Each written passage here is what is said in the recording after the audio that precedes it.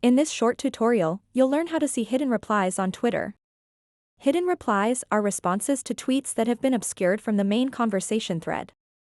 Sometimes, users may hide replies that they find irrelevant or offensive, but you can still see these hidden replies easily. To get started, open up the Twitter or X app, and then tap and select the post for which you want to see the hidden replies. After that, tap on these three little dots at the top right corner of the post. Then tap and select the View Hidden Replies option. Now you'll be able to see all the hidden replies of this specific post. So that wraps up this tutorial. If you have any questions about this whole process, please let me know in the comments section below. And if this video helped you out, please give it a big thumbs up and subscribe to this channel for more tutorial videos like this one. Thank you so much for watching and have a good day.